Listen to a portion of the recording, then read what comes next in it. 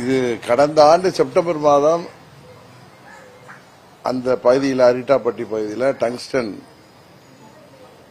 இருப்பை பற்றியும் அதை எடுப்பதற்கான முயற்சிகள் பற்றியும் தமிழக அரசுக்கு அவங்க கடிதம் எழுதியது, மத்திய அரசு எழுதியது நம்ம பத்திரிகைகளே பார்த்திருக்கோம். அந்த நேரத்திலேயே இது தொல்பொருள் நினைவு சின்னங்கள்லாம் இருக்கு, சமண படுகைகள்லாம் இருக்கு, அங்க அடர்த்தியான மக்கள் வசிக்கிறாங்க, விவசாயம் பாதிக்கப்படும். இன்னும் சொல்ல போனா அது ஒரு பல்லுயிர் பாதுகாக்கப்பட்ட மண்டலமாக நாங்கள் அறிவிக்க போறோம், எல்லாம் அறிவிச்சிருக்கோம். அதனால தேவையில்லைன்னு சொல்லியிருந்தா தமிழக அரசு அந்த திட்டமே வந்திருக்காது என்பதுதான் உண்மை. இவர்கள் எந்த மறுப்பும் சொல்லாததுனால இன்னும் சொல்ல போனா அங்க எங்கெல்லாம் டங்ஸ்டன் அவைலபிலிட்டியை வேற இவங்க அவர்களுக்கு கொடுத்ததாகவும் தகவல் இருக்கு. பிப்ரவரி மாதம் இந்த ஆண்டு 24 அந்த அறிவிப்பு வந்ததிலிருந்து நவம்பர் 7ஆம் தேதி டெண்டர் ஏலம் நடைபெற்று முடிகிற வரை, வெளியில செய்தி தெரிகிற வரை தமிழ்நாடு அரசு மௌனம் காத்துட்டு அங்க அரிட்டாப்பட்டி பகுதியில் அந்த மதுரை மேலூர் தொகுதியில் உள்ள மக்கள் எல்லாம் போராட ஆரம்பிச்சதுக்கு பிறகு இவர்கள் ஆளுகின்ற திமுக ஆட்சி எப்படியெல்லாம் பல்ட்டி அடிச்சாங்கன்னு தெரியும். ஆனா இந்த போராட்டங்கள் அறிவித்த உடனேயே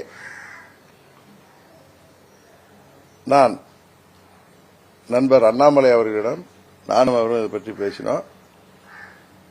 அவரும் இந்த திட்டம் உறுதியாக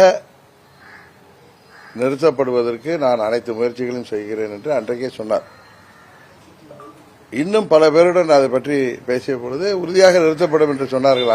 அந்த பிராமிஸுக்கு அப்புறம் தான் நானே ஜனவரி 4 தான் அங்க போனேன். அது வரைக்கும் நான் போகல. அவங்க போராட்டம் ஆரம்பிச்சு போனப்ப எனக்கு நன்றாக தெரியும் அந்த திட்டம் நின்றுவிடும். இருந்தாலும் நான் என்ன சொன்னேன், உறுதியாக நின்றுவிடும். இருந்தாலும் ஏதோ ஒரு காரணத்துக்காக 1% அந்த திட்டம் தொடரும் என்ற ஒரு வாய்ப்பு இருக்கின்ற பொழுது நாங்கள் உங்களுடன் சேர்ந்து போராடி அதை நிறுத்துவோம். எங்களோடு தமிழ்நாடு பாரதிய ஜனதா கட்சியும் அதில் ஆதரவாக இருக்குன்னு அன்னைக்கே சொன்ன, நீங்க தொலைக்காட்சி பேட்டிகளை பார்த்தா தெரியும். இதற்கு இந்த திட்டம் நிறுத்தப்பட்டதற்கு முழு முயற்சி எடுத்தவர் தமிழ்நாடு பாரதிய ஜனதா கட்சியின் தலைவர் அன்பு நண்பர் அண்ணாமலை தான். அதுல எந்த மாற்றும் கிடையாது, மாற்று கருத்தும் கிடையாது. அவர் மதுரையில் உள்ள பேராசிரியர் ராம சீனிவாசன் அவர்கள் அவருக்கு உறுதுணையாக இருந்து செயல்பட்டார். மத்திய அரசாங்கம் இவர்களுடைய கோரிக்கையை ஏற்றுதான் அதை நடத்தியிருக்கிறார்கள். பிரதமர் மோடி அவர்களுக்கும் மாண்புமிகு மத்திய அமைச்சர் கிஷன் ரெட்டி அவர்களுக்கும் இந்த நேரத்தில் நான் நன்றியை சொல்லிக் கொள்கின்றேன். திரு அண்ணாமலை அவர்களுக்கும் எனது நன்றியை தெரிவித்துக் கொள்கின்றேன். நேற்று முன்தினம் உங்க முதல்வருக்கு பாராட்டு விழா நடத்தியிருக்கிறாங்க.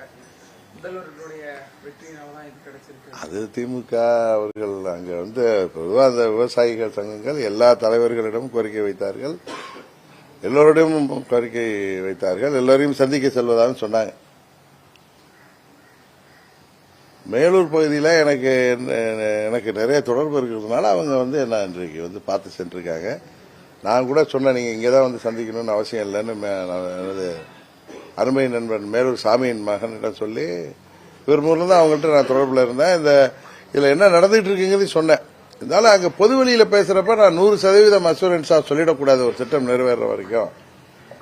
அதை திரு அண்ணாமலை சொன்னாதான் நல்லா இருக்குன்னா அவர்கிட்ட ரிக்வஸ்ட் வச்சேன், நீங்க அங்க போயிட்டு வாங்கன்னு. அவரும் அங்க போயிட்டு வந்தார். டெல்லிக்கு போயிட்டு அதை உண்மையை சொல்ல போனா மாண்புமிகு கிஷன் ரெட்டி அவர்கள் 17-18 இங்க வர்றதா இருந்தப்ப திரு அண்ணாமலை அவர்கள் ஆசையன் சாமிகிட்டே பேசி தொடர்ந்து பேசுவார். அன்றைக்கு விவசாய சங்கங்கள் நிர்வாகிகளை அழைச்சிட்டு வந்து சந்திக்கலாம், அதை தொடர்ந்து அந்த திட்டம் நிறுத்துவதற்கான அறிவிப்பு வரும்னு சொன்னார். ஆனா அவர் இங்க வர முடியல. அந்த நாள்ல இவங்க அங்க போய் பார்த்தாங்க. அங்க மீட்டிங் முடிஞ்ச உடனே என்னிடம் சொன்னார். ஏன்னா நான் அதில் அவரிடம் தொடர்ந்து சம்பந்தமாக முயற்சி எடுத்த காரணத்தினால எனக்கு சொன்னார். மற்றபடி இதுக்கு முழு காரணம் திரு அண்ணாமலை அவர்களின் முயற்சி. மத்திய அரசாங்கம், மாண்புமிகு பிரைம் மினிஸ்டர் மோடி அவர்கள் திரு கிஷன் ரெட்டி அவர்களுக்கு தான், மாண்புமிகு கிஷன் ரெட்டி அவர்களுக்கு நாம் நன்றி சொல்ல வேண்டும். இதுல போய் அங்க யாரு இதுல தண்டவாளத்துல தலையை வச்சுட்டு படுத்துட்டு போராட்டம் பண்ற மாதிரியும் அண்ணா வனவாசத்துல கண்ணதாசன் எழுதியிருப்பாரு. அதான் நீங்க இப்ப கேட்டப்ப ஞாபகம் வருது. கண்ணதாசன் போய் அண்ணா நாங்களும் தானே இந்த மாநாடு ஏதோ மாநாட்டில் வந்து எல்லாம் வேலைன்னு சொன்னா நீங்க திரு கருணாநிதி அவர்களுக்கு கொண்டு மோதிரம் கனையாளி அணிவித்திருக்கீங்களா, நீனும் ஒண்ணு கொண்டாந்து வாங்கி கொடுத்திருந்தா உனக்கு போட்டு விட்டுருப்பேன் அண்ணா சொன்னதா வனவாசத்தை சொல்வார். அது மாதிரி திமுக இன்றைக்கும் ஆட்சி அதிகாரத்துக்காக எதையும் செய்வார்கள், எந்த அரசியலும் செய்வார்கள். அதற்காக அவர்கள் தந்தை பெரியாரையும் பேரறிஞர் அண்ணாவையும் அவர்கள் பயன்படுத்துவது வழக்கம். இது வந்து வனவாசத்தில் மறைந்த கண்ணதாசன் அவர்கள் எழுதியது போல அண்ணா அவர்களோட சொல்லப்ப நீனும் ஒரு கடையாளி வாங்கிட்டு வந்தா உனக்கும் போட்டு விட்டுருப்பாப்பான்னு சொன்ன மாதிரி அங்க முந்திக்கிட்டு அண்ணாமலை போயிருக்க முடியும். உண்மையா போனா அண்ணாமலை தான் அங்க முதல்ல போய் அவர்களோட கொண்டாடி இருக்கணும். அத என்டிஏ கூட்டணியை சேர்ந்த கட்சிகள் போயிருக்கணும். மற்ற கட்சிகள் எல்லாம் ஆதரவா இருந்த அனைத்து கட்சியும் போயிருக்கலாம். முதல்வர் முந்தி கொண்டு சென்றது ஒரு முதலமைச்சரின் நடவடிக்கை. இதுதான் திராவிட மாடலா, இதுதான் ஒரு முதலமைச்சர் நடவடிக்கையா என்கிறது உண்மையிலேயே எனக்கு சிரிப்பு தான் வந்துச்சு, வேற ஒண்ணு தெரியல. அவரு வந்து இதெல்லாம் நடந்துட்டு இருக்குன்னு தெரியும்ல, அவரு இதெல்லாம் நடந்துட்டு இருக்குன்னு தெரிஞ்சதுனால நான் பதவியில் இருக்க மாட்டேன்னு சொன்னாரு. ஏன் நீட் கொண்டு வரலன்னா நான் பதவியில் இருக்க மாட்டேன்னு ஏன் பேசல? நீட்டுக்கு திருமணம் தானே நிறைவேற்றினாங்க சட்டமன்றத்தில். இது அவர்கள் அடைக்கிற அரசியல் ஸ்டண்ட், இது பொலிட்டிக்கல் ஸ்டண்ட். அவங்க இதற்காக யாரையும் பயன்படுத்துவார்கள். அவர்கள் வந்து தந்தை பெரியார பேரறிஞர் அண்ணாவை எல்லாம் பயன்படுத்தி தமிழை எல்லாம், நமது தாய்மொழி தமிழை எல்லாம் அவர்கள் தங்களுக்கு சாதகமாக இன்றைக்கு அரசியல் களத்திலே பயன்படுத்தி வருகிறார்கள். திராவிட மாடல் சொல்லிட்டு இப்படிதான் யாரோ அதை தடுத்து நிறுத்தியதற்கு 23 செப்டம்பர்லயே அது ஒரு கடிதம் மூலமே தடுத்து நிறுத்தக்கூடிய இடத்தில் இருந்தவர்கள் இன்னைக்கு போய் மாலைகளை வாங்கிக்கிறார். அதெல்லாம் திரு அண்ணாமலை கழுத்தில் விட வேண்டிய மாலையும் அங்க நடக்க வேண்டிய அதுக்கு அவர் முந்தி சென்றிருக்க வேண்டும். அவருக்கு தான் முந்தி சென்றிருக்கணும். அவர் அது மாதிரி அரசியல் செய்யல. அதான் உண்மை. பட்டியலினை சேர்ந்தவர்களை பல்வேறு பிரிவுகளாக பிரித்து வச்சிருக்காங்க. பட்டியல் சமூகத்தை சேர்ந்தவங்க ஒரு முதல்வராக வரணும் அப்படின்னு ஆளுநர் ஆரம்பம். நல்ல கருத்து தானே ஆளுநர் ரவி அது மாதிரி சொல்ற கருத்து, நல்ல கருத்து தானே. அது வரவேற்க தகுந்த கருத்து. அந்த சூழ்நிலை தான் இருக்கா தமிழ்நாட்டில்? அந்த சூழ்நிலை வர வேண்டும் என்பது எனது விருப்பம்.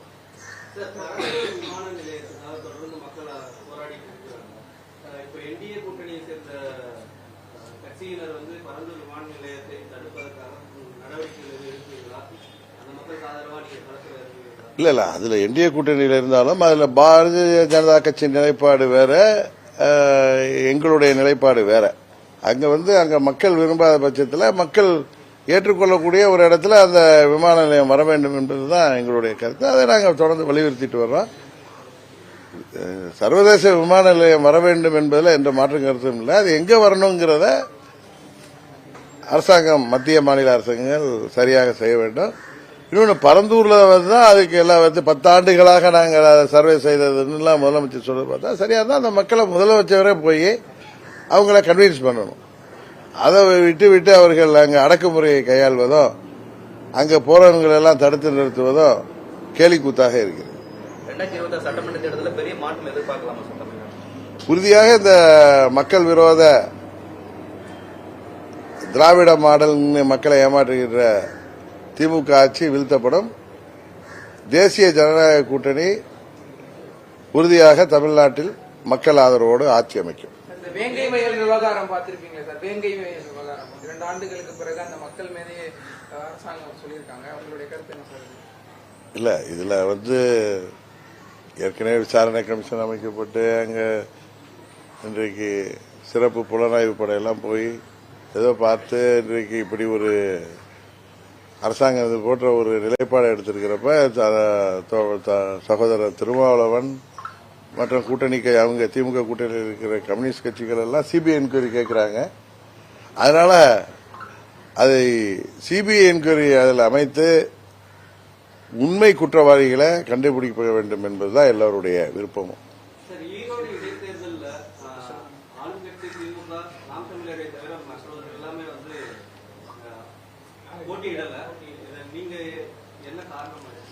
எல்லா போட்டியிடாத கட்சிகள் எல்லாம் சொன்ன காரணங்கள் உங்களுக்கு தெரியும். இது திமுக ஆட்சியுடைய கடைசி தேர்தலாக இருக்கும். இந்த தேர்தலில் அவர்கள் வந்து அவங்க ஆட்சி அதிகாரம் பணபலத்தை பயன்படுத்தி அங்கே ஒரு புதிய முறையை கையாண்டார்களே, பட்டியல மக்களை அடிக்கிற மாதிரி ஏழை எளிய மக்களுக்கு தினமும் வேலைக்கு போவோம்னா இங்கே வந்து உட்காருங்க 3 வேளை சாப்பாடு அப்படிலாம் கொடுத்து ஏழை எளிய மக்களை ஏமாற்றி, இன்னும் சொல்ல போனால் அவர்களெல்லாம் ஆட்சி அதிகாரம் இருக்கிறதுனால மிரட்டி அங்கே உட்கார வச்சு ஒரு என்ன சொல்வது, ஒரு ஜனநாயக விரோதமான ஒரு தேர்தலை அவர்கள் அங்கே எப்படியும் தேர்தல் ஆணையத்தை ஏமாற்றி நடத்துவார்கள். அதனால 26 சட்டமன்ற பொதுத் தேர்தலில் பார்த்துக்கலாம். இந்த தேர்தல் முடிவு ஒன்றும் தமிழ்நாட்டின் தலையெழுத்தை 26ல் மாற்ற போறதில்லை. ஏன்னா பல தேர்தல்களை இடைத்தேர்தல்களை பார்த்திருக்கோம். ஏன்னா 21 தேர்தலுக்கு முன்னாடி விக்கிரவாண்டி இடைத்தேர்தல் எப்படி இருந்தது, 21 தேர்தல் அங்கே யார் வெற்றி பெற்றார்கள் என்பதெல்லாம் உங்களுக்கு தெரியும். அதனால இது ஒரு பெரிய அரசியல் மாற்றத்தை உருவாக்கக்கூடிய தேர்தலும் அல்ல. இதில் போட்டியிடாததால் எந்த கட்சிக்கும் பின்னடைவு ஏற்படும் என்றும் நான் நினைக்கவில்லை. சட்டம் ஒழுங்கு சந்திச்சிருக்குது. இங்க இன்றைக்கு ஏற்கனவே நாம் கேள்விப்படாத அளவுக்கு பெண்களுக்கு எதிரான குற்றங்கள்,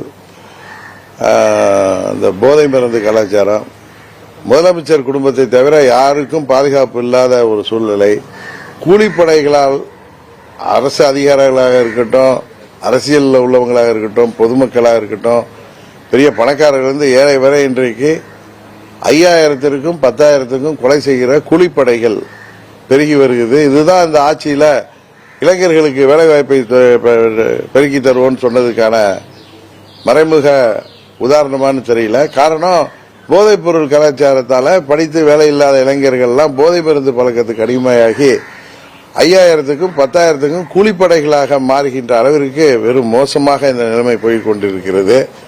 கள்ளச்சாராய சாவுகள் எல்லாம் நியாயப்படுத்தப்படுகிறது. அதுக்கெல்லாம் 10 லட்சம் அரசு நிதி கொடுக்கப்படுகிறது. இது ஒரு தவறான முன்னுதாரணமான ஆட்சியாக நடைபெற்றுக் கொண்டிருக்கிறது. இந்த ஆட்சி முடிவுக்கு வர வேண்டும் என்று மக்கள் உறுதியாக நம்புகிறார்கள். அது வரும். பாலியல் புகார்களில் சிக்கக்கூடிய சார்கள் அதிகப்படியா திமுக ஆட்சியில சிக்கிட்டு இருக்காங்க அப்படின்னு இபிஎஸ் சொன்னாரு. அமைச்சர் சிவசங்கர் என்ன சொல்றாருன்னா, இது மாதிரியான சார்களை காப்பாற்றுவதில் கை தேர்ந்தவர் எடப்பாடி பழனிசாமி அப்படின்னு அவர் சொல்லி இந்த மோதல் அது ஒரு பொள்ளாச்சி விவகாரத்தை மென்ஷன் பண்ணி சொல்லியிருக்கலாம். இதுல சட்டமதை கடமையை செய்கிற பட்சத்தில் எல்லா சார்களுக்குமே உரிய தண்டனை கிடைக்க வேண்டும் என்பது. இதுல என்னன்னா, பொதுவா பெண்களுக்கு எதிரான குற்றங்களை நம்ம அரசியலாக்குவதை விட அது 100% நடக்காமல் தடுப்பது தான். எல்லார் வீட்லயும் பெண் குழந்தைகள் வைத்திருக்கோம், எல்லாருக்கும் பெண் குழந்தைகள் இருக்கு, சகோதரிகள் இருக்காங்க.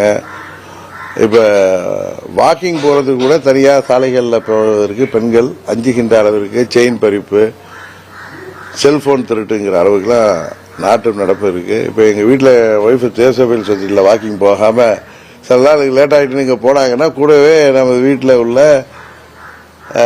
உறவினர்களோ இல்ல நமது ஓட்டுநர்களோ காவலுக்கு செல்லுகின்ற அளவுக்கு இன்றைக்கு நிலைமை இருக்கு. ஏன்னா ஏற்கனவே நாங்கள் எத்தனை முறை இதே கற்பங்காடன்ல தனியாவே துணைவியாளர்கள் வாக்கிங்லாம் போவாங்க. இப்ப அவர்கள் என்னதான் துணிச்சல் மிக்கவராக இருந்தாலும் தனியா வாக்கிங் போற அளவுக்கு தேசபைகள் சொசைட்டியில போகலன்னா இங்க போறப்ப அவர்களும் 2 பேர் துணைக்கு அழைச்சிட்டு போகிற அளவுக்கு தான் இன்றைய நிலைமை இருக்கு. இது யதார்த்தம். அது பழனிசாமியும் ஸ்டாலினுக்கு எந்தவித வேறுபாடும் இல்லைங்கிறது இப்ப தெரிய வருது. பழனிசாமி ஆட்சியில நடந்த ஊழல்கள், குற்றச்சாட்டுகள், முறைகேடுகள் எதெல்லாம் எதிர்த்து திரு ஸ்டாலின் போராடினாரோ இன்றைக்கு அதையெல்லாம் அவர் ஆட்சியில் அதை விட அதிகமாக நடைபெறுகிறது. பழனிசாமி ஆட்சியில் 10% 15% இருந்ததெல்லாம் இப்ப 25% ஆயிட்டுன்னு எல்லோரும் பேசிக் கொள்கின்ற அளவுக்கு தான் வருது. இன்றைக்கு பழனிசாமியில ஒரு 10-15 நபர்கள் பலன் அடைஞ்சாங்க. இப்ப ஒரு குடும்பம் ஒன்றையும் பலன் அடைஞ்சிட்டு இருக்கு. அதான் வித்தியாசம். 2 பேரும் என்னங்க ஜனநாயகன் அப்படின்ற படத்துடைய டைட்டில் விஜய் நடிக்கிற அடுத்த படத்துடைய ரெடியா இருக்கு. அதுல எம்ஜிஆர் போலவே ஒரு சாட்டியை வச்சிருக்காரு அப்படின்ற. அதாவது தமிழ்நாடு அரசியல்ல புரட்சி தலைவர் எம்ஜிஆர், பேரறிஞர் அண்ணா, தந்தை பெரியார் இவர்களை தவிர்த்து விட்டு இன்னும் 100 ஆண்டுகள் ஆனாலும் யாரும் ஒரு அரசியல் செய்துவிட முடியாது என்பதுதான் அதுல தெரியுது. சார், நடிகர் விஜய் வந்து கட்சி ஆரம்பிச்சு ஃபர்ஸ்ட் பொதுக்கூட்டத்துல வந்து மாநாட்டுல வந்து பேசுனது வரும் தேர்தலில் 234 தொகுதி நாங்க வெற்றி காட்டுவோங்கிறாங்க. அதை பத்தி உங்களுடைய அது அவருடைய ஆசை. அவர் சொல்றாரு இதுக்கெல்லாம் இறுதி எஜமானர்கள் மக்கள் தானே இதற்கெல்லாம் தீர்ப்பளிக்கிறேன். இதுக்கு என்ன போய் கேட்டா நான் என்ன சொல்ல முடியும்? நான் சொல்றது தேசிய ஜனநாயக கூட்டணி மாபெரும் வெற்றி பெற்று திமுக ஆட்சியை வீழ்த்தி நாங்கள் கூட்டணி ஆட்சி அமைப்போம் என்பதுதான் எங்களுடைய நிலைப்பாடு. பெரியாரை தவிர்த்து விட்டு அரசியல் செய்ய முடியாதுன்னு சொல்றீங்க. இந்த சமீப காலமா சீமானுக்கும் பெரியாருக்கும் பெரியாருடைய ஆதரவு இயக்குநருக்கும் நடக்கக்கூடிய அதுதான் சொல்றேன். பெரியார், தந்தை பெரியார் அவர்கள் தமிழ்நாட்டுக்கு, தமிழ் சமூகத்திற்கு செய்த பணிகள், அவர் செய்த சீர்திருத்தங்கள் எல்லாம் ஏராளம். அதை ஆதரித்தோ அல்லது எதிர்த்தோ பேசிதான் ஒவ்வொருகள் சிலர் தங்கள் நிலைப்பாட்டு, தங்கள் இருப்பையே காட்டிக் கொள்கின்ற அளவிற்கு இன்றைக்கு தமிழ்நாடு இன்றைக்கு இருக்கிறது. அதான் நிலைமை. அவரு சீமான் வந்து கடந்த ஆண்டுகளில் பெரியாரை பற்றி எப்படி எல்லாம் பேசினாரோ, எப்படி புகழ்ந்து பேசினார் என்பது எல்லோருக்கும் தெரியும். இன்றைக்கு அவர் மாறி பேசுவதற்கு காரணம் என்ன என்று அவருக்கு தான் தெரியும். அதனால பெரியாரையும் பேரறிஞர் அண்ணாவையும் புரட்சி தலைவரையும் சுட்டிக்காட்டாமல் ஆதரவாகவோ எதிராகவோ பேசினால்தான் இன்றைக்கு அரசியல்ல இருப்பே தெரியுங்கிற நிலைமை தான் இன்றைக்கு இருக்கு. பாஜகவின் தூண்டுதலின் பெயர்ல தான் சீமான் அப்படி பேசுறாரு அப்படின்னு சொல்றாங்க. ஏன்னா பாஜகவை சேர்ந்த கம்யூனிஸ்டா இருக்கட்டும், இல்ல எச் ராஜா அவர்களா இருக்கட்டும், எல்லாருமே வந்து நாங்கள் சொல்கிற கருத்தை தற்பொழுது சீமான் பேசுகிறார் அப்படின்னு சொல்லி அவங்களும் வந்து பெரியாருக்கு எதிராக தங்களோட கருத்துக்களை பாஜகங்கிற கட்சி தந்தை பெரியாருக்கு எதிரான கொள்கைகள் உள்ள கட்சி. இப்ப தந்தை பெரியாருடைய எல்லா கொள்கைகளையும் நாம் ஏற்றுக்கொண்டாலும் அவருடைய கடவுள் மறுப்பையோ பிராமண எதிர்ப்பையோ நாம் எல்லாம் ஏற்றுக்கொள்வதில்லை. அதுபோல பெரியாருக்கு பொதுவாக அவர்கள் வந்து பாஜக கடவுள் பற்று உள்ள இயக்கம். அதனால அவங்க எதிர்க்கிறது இயற்கை. இன்றைக்கு சீமான் அவர்கள் தூண்டிதான் இவர் பேசுறாருன்னு சொன்னா, சீமான் அவர்கள் என்ன எடுப்பார் கைப்பில்லையா? அவருக்கு சுய புத்தி இல்லையா? கடந்த ஆண்டுகள் அவர் பேசியதெல்லாம் பெரியாரை பற்றி எப்படி புகழ்ந்து பேசியிருக்கிறார். இன்றைக்கு இப்படி மாறி பேசுவது அவர்கிட்ட என்ன மாற்றங்கிறதா நீங்க பார்க்கணுமே தவிர, தொடர்ந்து பெரியாருக்கு எதிராக, திகாவுக்கு எதிராக பேசக்கூடிய இயக்கம் பாஜக. அதையும் இதையும் நீங்க முடிச்சு போடுவது எனக்கு அதுல பிஜேபி பின்னணியில இருக்குங்கிறது நான் நம்பல. ஆனா அவங்களுக்கு ஆதரவான கருத்தை ஒருத்தர் சொல்றப்ப அவங்க அதுக்கு அதை வந்து ஆதரிக்கிறாங்க. அவ்வளவுதான்.